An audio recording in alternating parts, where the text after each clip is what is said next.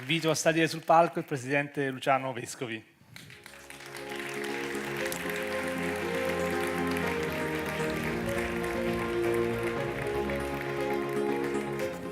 Buongiorno, grazie a Renzo Rosso e al gruppo OTB che ci ospita. Grazie a tutte le autorità presenti, sarebbe difficile poter ringraziare tutti di persona e se posso grazie anche a tutto lo staff e a tutta l'organizzazione dei OTB e anche a quello di Confindustria Vicenza che hanno lavorato assieme per rendere questo evento così importante, così suggestivo. E quindi sono pronto, direttore, per... Presidente, prima una domanda molto semplice, ma di fronte a noi ci sono imprenditori o prenditori? Ecco, parte subito.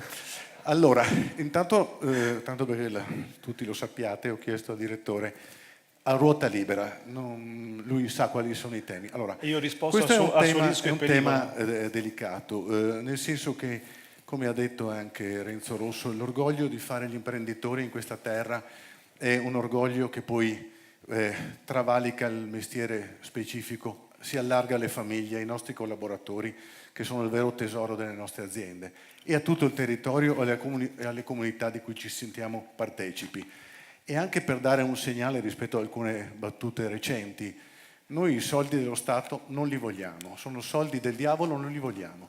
Noi vogliamo certamente un percorso di incentivazione all'innovazione attraverso investimenti e quindi ci mettiamo soldi nostri, facciamo la nostra parte con evidentemente un percorso di uno Stato che ti vuole bene, che capisce quanto è il valore dell'azienda manifatturiera per gli azionisti, per i propri collaboratori, per tutto il territorio.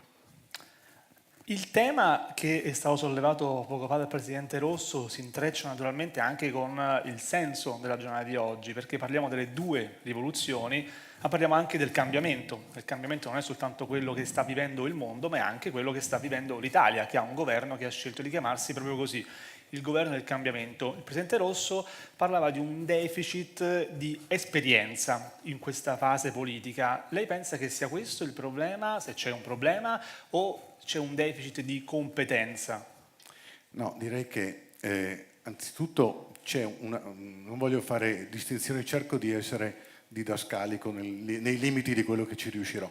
Esiste una componente del governo che ha un percorso strutturato, profondo di un partito, la Lega, che ha avuto una lunga storia e che ha fatto quindi crescere al proprio interno la classe dirigente.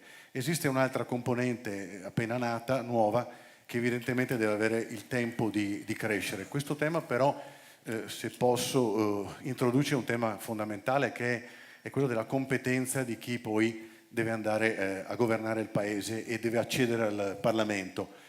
Questo è un tema dirimente perché il criterio di accesso al Parlamento e comunque ai ruoli importanti molto spesso non è un percorso basato sulle competenze o basato su quello che è il tuo curriculum. Abbiamo visto anche in tempi recenti, abbiamo visto nel filmato prima l'Impero Romano, che sapete che prevedeva un cursus honorum molto rigido e se non avevi fatto per 10 anni prima il militare, e qua abbiamo i nostri autorevoli rappresentanti della Guardia di Finanza e dei Carabinieri, se non avevi fatto 10 anni il militare al fronte non potevi ambire ad alcuna carica pubblica, dovevi cominciare a farlo a 17 anni e prima dei 27 anni non toccavi palla. Allora, credo che la formazione della classe dirigente, la selezione della classe dirigente sia fondamentale e questo è effettivamente, cerchiamo, lo so che oggi saremo tutti, avremo la volontà di sparare addosso al governo, ci sono tanti elementi di criticità e oggi cercherò anche di esprimerli, però sappiamo anche che questo governo starà lì 5 anni, siamo al suo fianco e cerchiamo di fargli capire che queste strutture, queste tecnostrutture, i sindacati hanno un valore perché hanno sedimentato al loro interno, nella loro storia, conoscenze e competenze di alto livello, nell'interesse di tutti. E quali sono questi elementi di criticità, come lei stesso dice? Le criticità sono l'ansia di voler fare tutto subito e pertanto con questa ansia e sull'onda di voler per forza dimostrare che quello che si è, dal mio punto di vista, scelleratamente promesso in campagna elettorale, poi si deve tradurre immediatamente in pratica. Allora, il punto di partenza, ricordiamo 3 elementi critici, così ne diciamo 2 negativi e 1 positivo. Partiamo dal fatto che il decreto dignità già per sua natura è nato come un minestrone con dentro tutto ed è stato fatto troppo in fretta, troppo con ansia e ha introdotto degli elementi che hanno riportato l'Italia, il sistema italiano 40 anni indietro, soprattutto dal punto di vista delle relazioni industriali. Dal punto di vista delle infrastrutture mi auguro che il ministro Toninelli venga una volta qui nel nord Italia a vedere di persona a 100 metri da qui la Pedemontana Veneta e ringrazio invece il governatore per aver difeso con forza questa infrastruttura, perché quello è un elemento imprescindibile per lo sviluppo del paese e di questo territorio, così come lo è la TAV, così come lo è la Valdastico Nord e così come lo è il Terzo Valico. Se scherziamo su questi argomenti qua per propaganda politica siamo fuori strada e facciamo danni ai cittadini, alle imprese e a tutto il paese.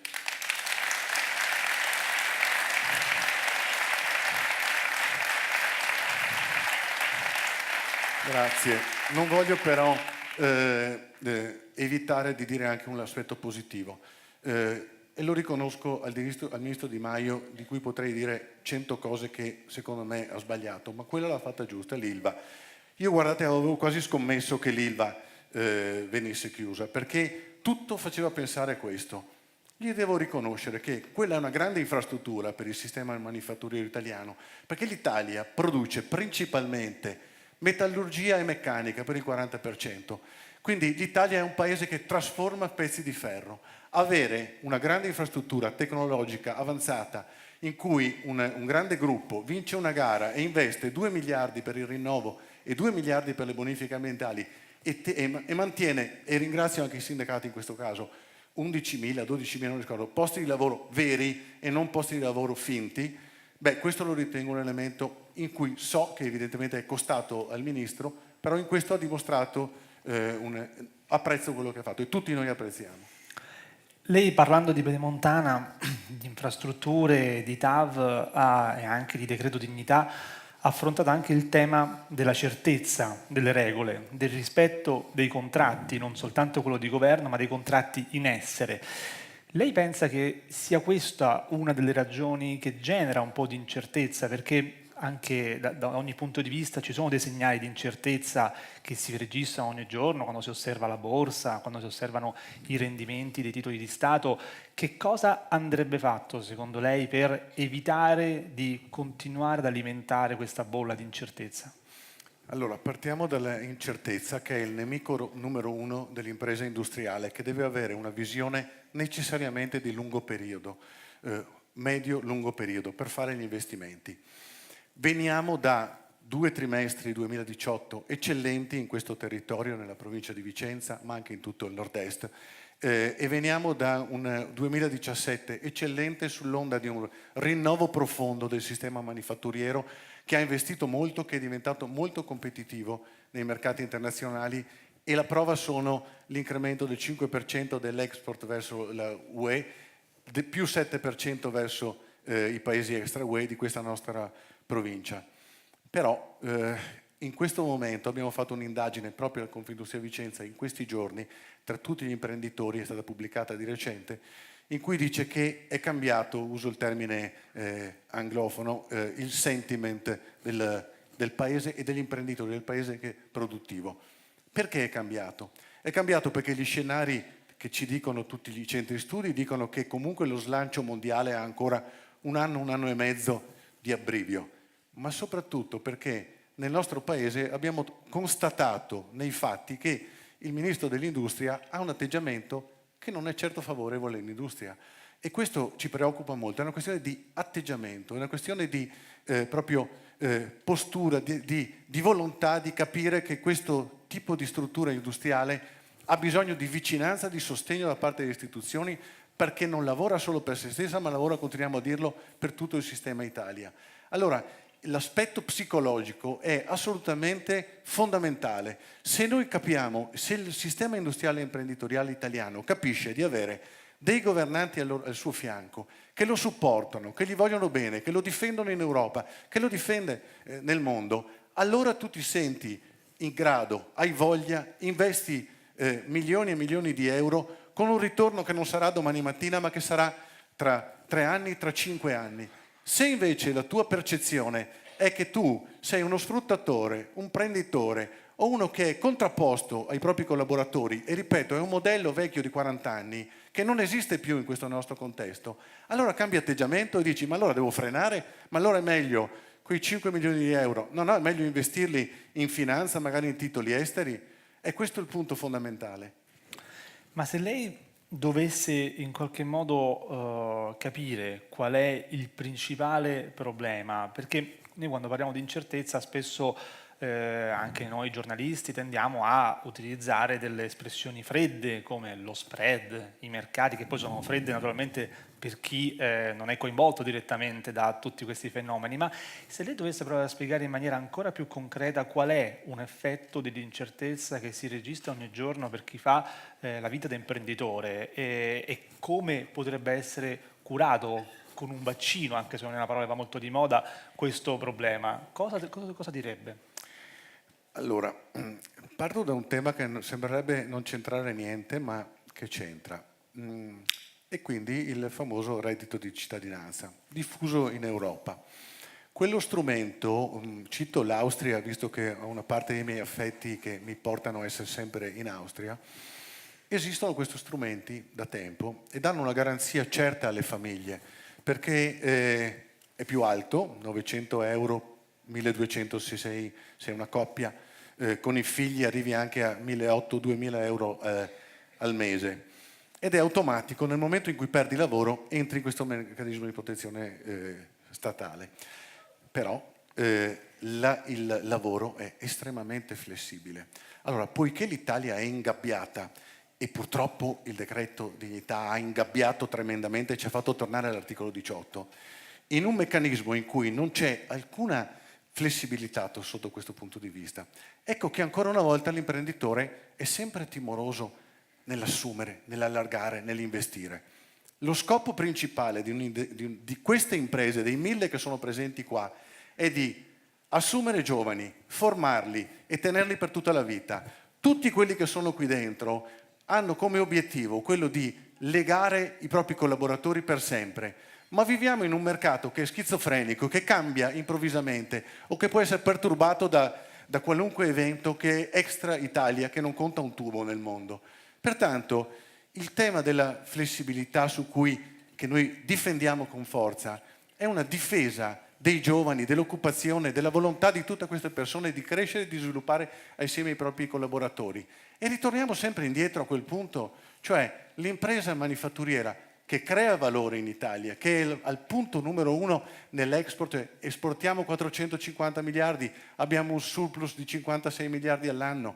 Ma vogliamo capirlo che senza di questo l'Italia crolla immediatamente?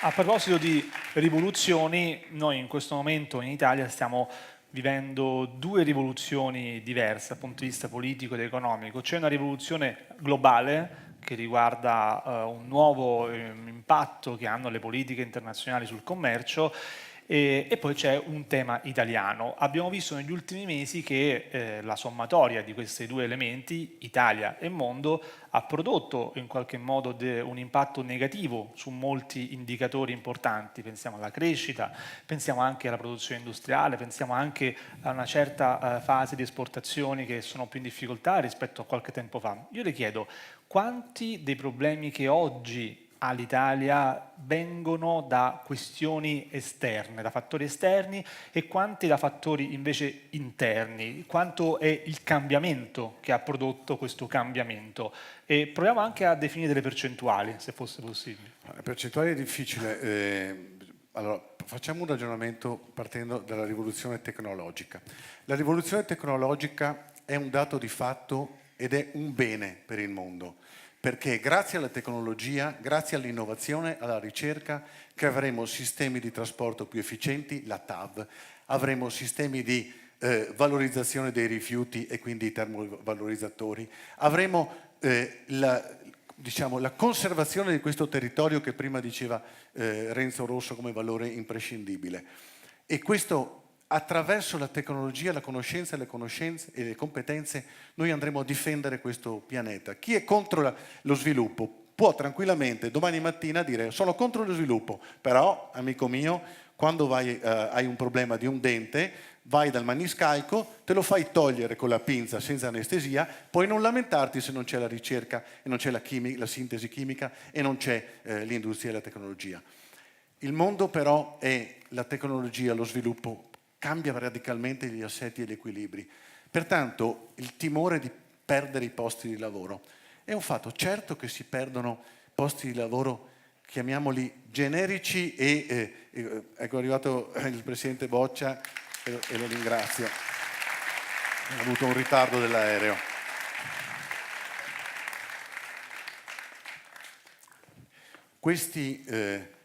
Allora, questa tecnologia determina un cambiamento dell'assetto. In questa provincia nostra noi non troviamo più competenze giovani in grado di essere inserite. Tanto è vero che la cosiddetta delocalizzazione è una sciocchezza. Noi abbiamo una internazionalizzazione delle aziende che spostano parte delle produzioni, ma gli headquarter come quello di OTB rimangono qui. La testa pensante, la strategia, l'innovazione, la ricerca rimane qui da noi e anche parte delle produzioni di maggior qualità.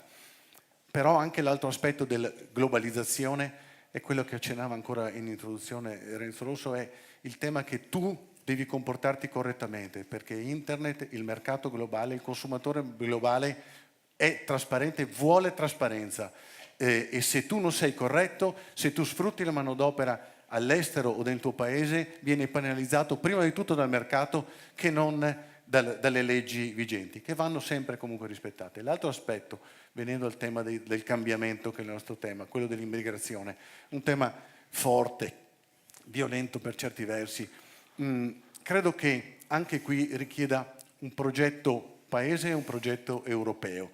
Allora, l'immigrazione oggi per noi la subiamo come invasione di questi ragazzi spaesati che vediamo in giro per le città a spasso. Sembrano tantissimi anche perché non fanno niente, sono lì a spasso.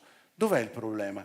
Dobbiamo adottare un percorso di flusso controllato, come dice molta parte della politica ancora, e di formazione e di crescita, di integrazione di questi ragazzi.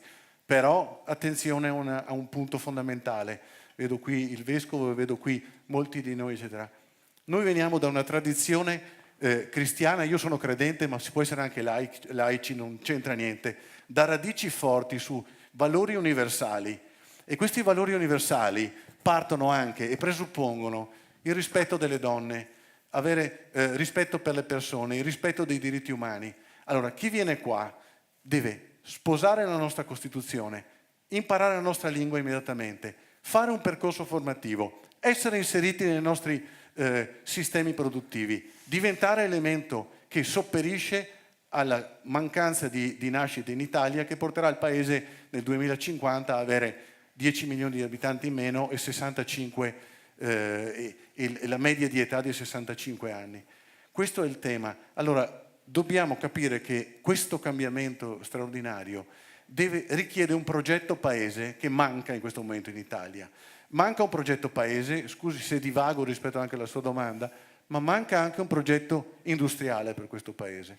Adesso arriviamo al progetto industriale perché mi vorrei collegare a quello che lei stava dicendo per offrirle una provocazione sull'immigrazione. Molti elettori e anche una buona parte della classe politica italiana ha creato un consenso attorno a questo concetto, cioè che il problema dell'immigrazione, uno dei tanti, è che ci sia qualcuno che fa business sull'immigrazione. Io provo a ribaltare il concetto, cioè lei non pensa che invece il problema sia che l'immigrazione non è abbastanza un business per l'Italia, cioè che non ci sia un sistema che riesca a trasformarla in un'opportunità anche per poter colmare il gap di competenze che ci sono? Sì, condivido al 100% quegli sfruttatori schifosi che violentano le donne, che fanno delle cose indecenti, mi commuovo a pensarci.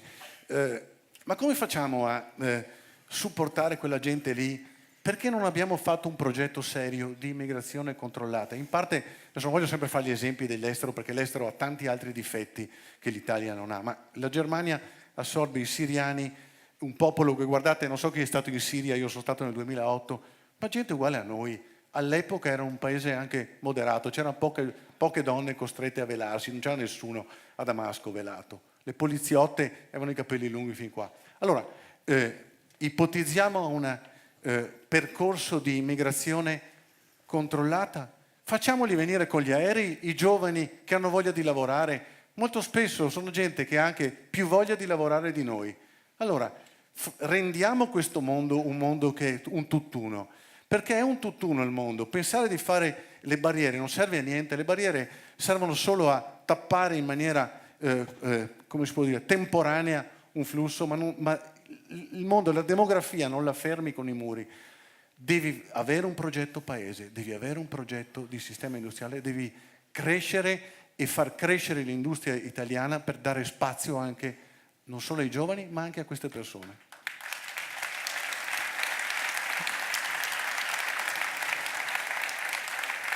Presidente, il tema dei muri ci riporta a mettere a fuoco una grande divisione che c'è in questo momento nella nostra società, che è quella tra apertura e chiusura. Noi tendiamo spesso a concentrarci su questa questione quando parliamo di immigrazione, ma naturalmente il tema ha una sua rilevanza importante anche quando parliamo di economia. E qui arriviamo ai temi di questi giorni. Lei prima diceva che vede in questo governo quasi un tic anti-industriale, sintetizzo io in maniera giornalistica sbagliata quindi.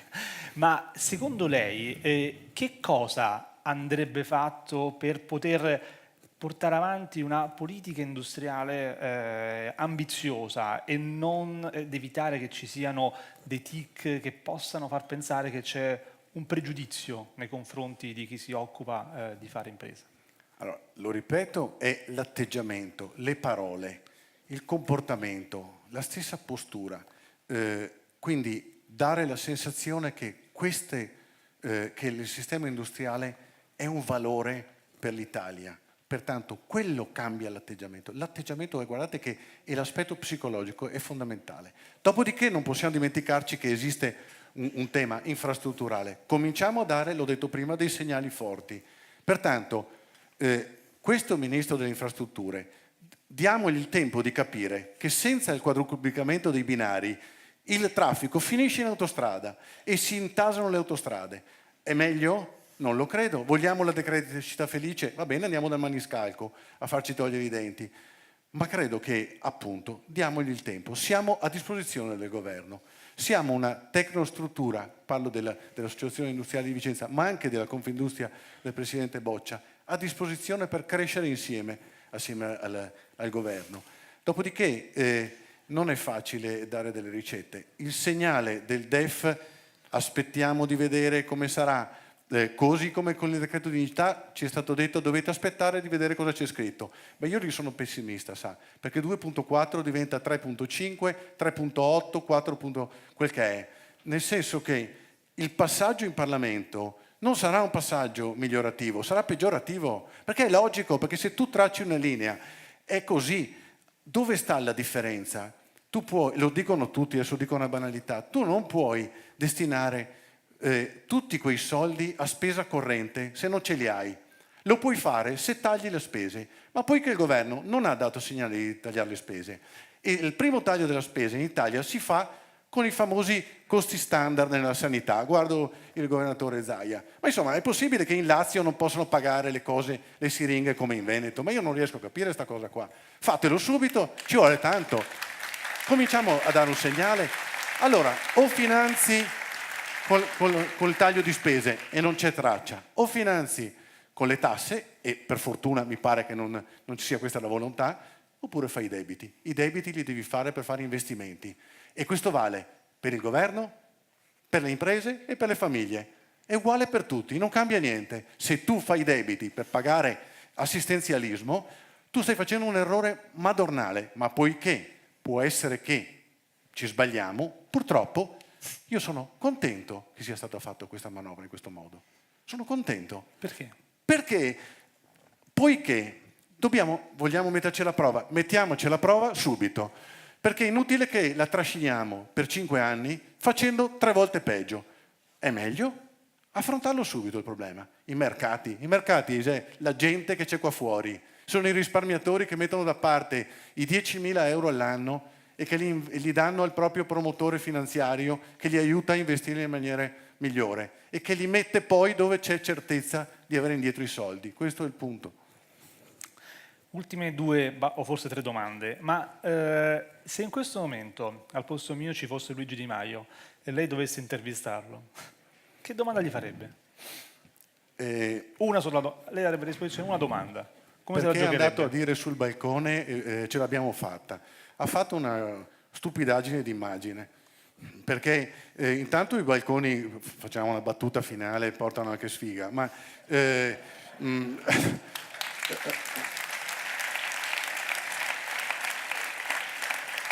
ma la domanda che farei a Luigi Di Maio è questa. Ministro, lo abbiamo invitato e lui gentilmente 3 mesi fa ci ha comunicato che aveva un impegno coincidente. È stato però puntuale nel risponderci. Direi questo al vice premier Di Maio. Ha 32 anni, ha una vita davanti per studiare, approfondire, capire le cose. Io credo che lui sia espressione del popolo, visto che il 35%, 30% dei cittadini lo hanno votato, quindi io non credo che il 33% degli italiani siano dei cretini. Io credo che siano tutte persone che hanno tutte le loro problematiche. Non c'è bisogno di dimostrare tutto subito. Studi, abbia l'umiltà di approfondire le cose, di confrontarsi con i suoi colleghi più esperti. Ma c'ha Giorgetti, è una persona preparatissima, sul pezzo, che dimostra come tiene in piedi tutti gli equilibri. Ma confrontati con loro, sono al loro fianco, devono stare lì 5 anni. Abbi l'umiltà di ascoltare quelli più grandi di te, quelli che hanno passato come il ministro Stefani. Mica è arrivata qua così, si è fatta la lista civica all'epoca quando è stata eletta in consiglio comunale nel suo paese, poi è diventata vice sindaco, poi ha fatto l'assessore, ha fatto tutto il percorso, ha fatto Parlamento, è venuta qua sudando. Perché è umile ed è disponibile? Perché è una persona che studia, che approfondisce le cose. Quindi l'invito è questo, è di riconoscere anche i propri limiti. Non bisogna saper tutto di tutti, bisogna progressivamente lavorare e studiare. E quindi vuoi avere la fiducia? Io personalmente dico, va bene, state lì 5 anni, va bene, siamo al vostro fianco, ma non comportatevi in maniera superficiale e così approssimativa.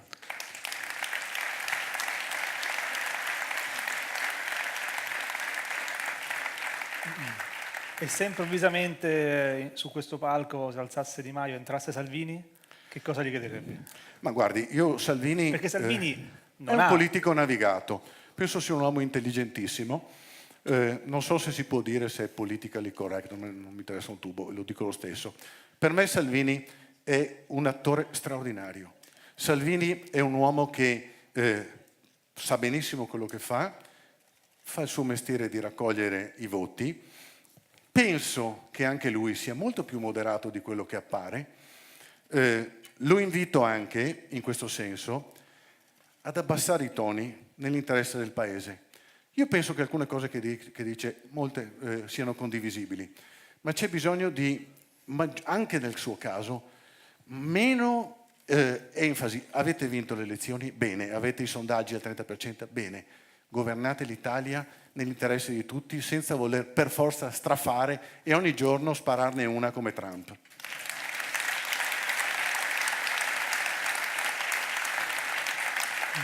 Ultima questione, ma non ultima come agenda dell'importanza del tema.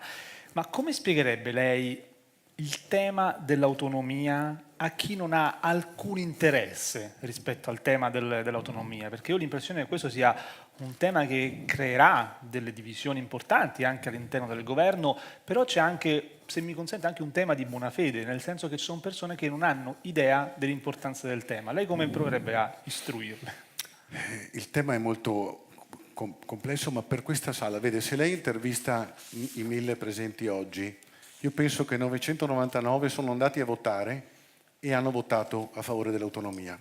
Non perché pensiamo di voler diventare un'elite, anche se le elite fanno bene al paese, perché avremo tanto bisogno di un'elite che deriva però da una formazione, ma apriremo un altro capitolo, ma perché riteniamo che il modello della Regione Veneto, o non della Regione Veneto, della Regione del 1970 sia ampiamente superato. Abbiamo però nel Veneto una dimostrazione di aver saputo gestire correttamente questa regione, nella collaborazione tra le istituzioni.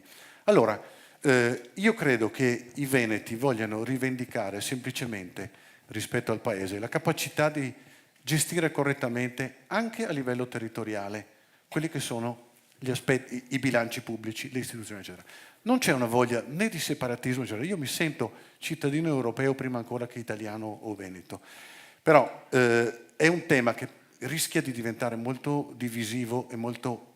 per noi imprenditori qui presenti sarà un elemento, l'ho già detto, in cui giudicheremo il governo tantissimo, perché se ancora una volta fanno qualche scherzetto, lo infognano nel Parlamento, cominciano a mettere gli ostacoli a queste due persone che ho qua di fronte, gli impediscono di dare al popolo veneto quello che vuole, nell'interesse di tutto il Paese, beh allora credo che il giudizio diventerebbe non più tanto pacato e non più pacato come il mio, ma salterebbe sul palco altre persone più focose. Quindi, non voglio dilungarmi, abbiamo i protagonisti, secondo me, dell'autonomia.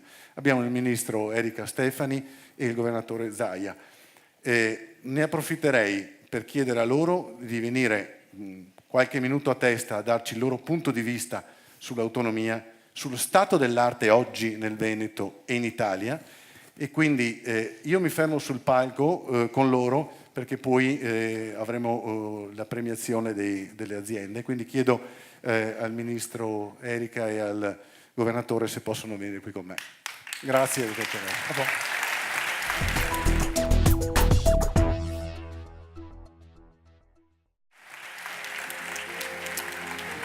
Vorrei appunto sentire sia da Erika, non voglio un'intervista, se puoi darci il tuo punto di vista sullo stato dell'arte attuale e poi il governatore.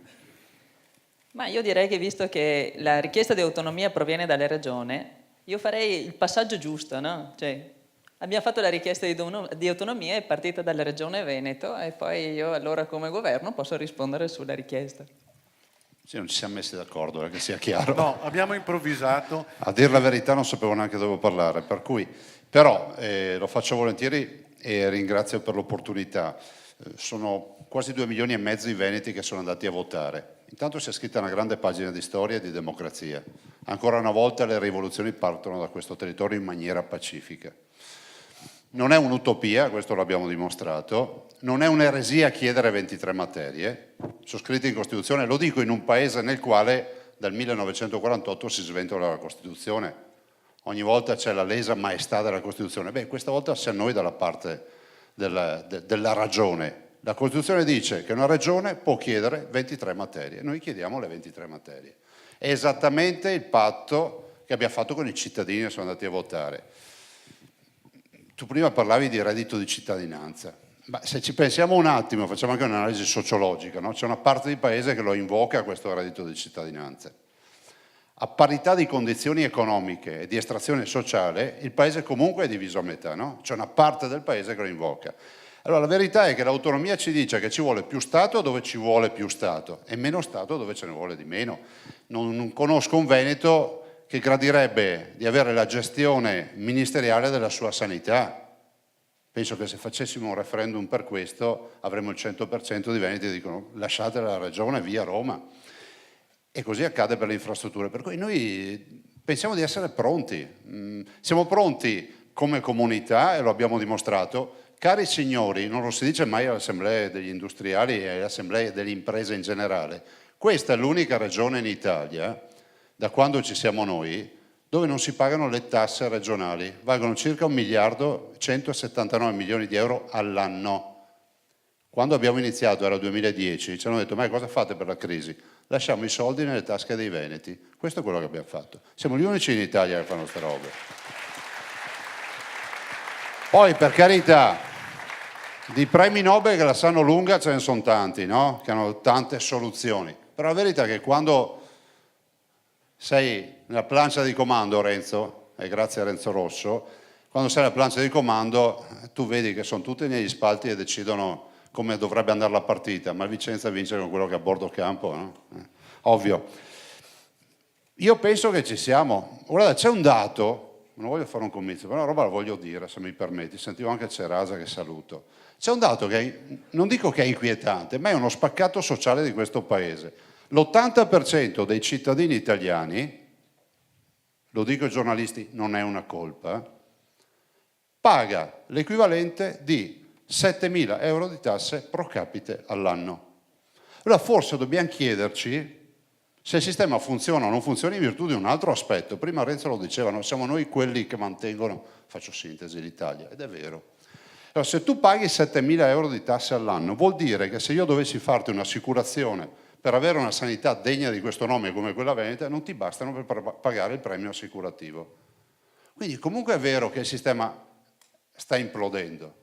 Allora, penso che per non farlo implodere, guardiamo i bilanci degli stati che funzionano, sono tutti stati che hanno autonomia e federalismo. Allora, il PIL cresce dove non c'è democrazia e dove c'è autonomia e federalismo. Queste sono il centralismo non funziona. Cioè il centralismo ci porterà alla rovina. Se fossimo un'impresa dovremmo già portare i libri in tribunale di questo paese. Quindi noi siamo per l'autonomia, la vogliamo, e devo dire che il ministro Stefani tifa per noi, nel senso che io ho detto finite di chiamarla ministro degli affari regionali, per me è il ministro dell'autonomia, deve passare la storia come ministro dell'autonomia. Prego, ministro. Grazie. Sì, beh, grazie innanzitutto per offrirci anche l'occasione di parlare dell'autonomia in un contesto dove magari si dice, ovviamente si deve parlare di impresa. Però effettivamente parlare di impresa togliendola dal contesto, perché per fare impresa occorre che ci sia l'atmosfera, gli spazi, l'attitudine a fare impresa. E lì, la grande attitudine, il grande contesto territoriale dove fare l'impresa sono le istituzioni.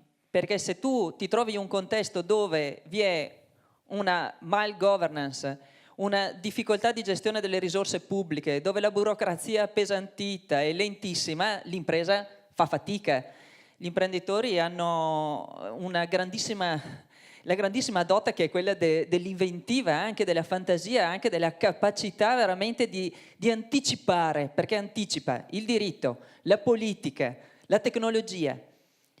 Però se non hai un contesto dove puoi lavorare bene, fai fatica a fare impresa. Ed è per quello che per me parlare di autonomia in un contesto come quello di oggi di Confindustria non è come di parlare, voglio dire, di fiori quando vai a parlare di biciclette. Fare autonomia e ottenere l'autonomia significa rispondere fondamentalmente a due grandi domande. Una, che avere la parte amministrativa e chi governa più vicino al territorio significa responsabilizzarla e significa anche trasferire una particolare onere di controllo anche. Quindi riuscire oggi, se andate in un ospedale e vedete che cose non funzionano, sai da chi andare? Ma se in una pratica ministeriale dove non sai nemmeno qual è l'ufficio, qual è la persona che ne risponde, forse non lo sa neanche il ministro dov'è quell'ufficio lì, mi capite bene che la gestione centralizzata così diventa farraginosa, incontrollabile e irresponsabile. E quindi avere la possibilità che le competenze siano trasferite in un centro più vicino al territorio, hai questa possibilità. È ovvio che le regioni sono chiamate a una grande risposta. Devono sapere e avere la struttura per saperle gestire queste competenze. Prima si parlava di competenza che è fondamentale sia nell'ambito di governo che sia governo nazionale che governo territoriale. Bisogna essere capaci di amministrare. La Regione Veneto l'ha dimostrato e quindi ha tutti i titoli per ottenere queste competenze. Perché in questa maniera qua devi anche utilizzare una macchina amministrativa che sia in grado di gestire questa autonomia. E un panorama dove puoi dare delle risposte di responsabilità, di efficienza al territorio, per me è una risposta che puoi dare anche alle imprese. Io so che c'è una domanda perché non più tardi, proprio di questa settimana, ho avuto un incontro con i vostri rappresentanze regionali di Confindustria a Roma. Ancora un minuto. Perdonami. Dai un microfono a un politico e poi lo puoi togliere, è impossibile. Il problema dell'omogeneità. È ovvio che ci sono delle normative che possono essere diverse, ma sappiamo che già attualmente quelle competenze che la Regione Veneto, come le altre regioni che hanno chiesto la competenza esclusiva, sono già competenze concorrenti. E quindi significa che già la Regione può legiferare. Il risultato è caos, comunque sovrapposizione di normativa. Con questo tipo invece di cessione, quella che è prevista addirittura di tutte le 23 materie, non è semplicemente che una semplificazione del sistema, quindi non hai sovrapposizione di normativa. Grazie Ministro. Grazie Governatore.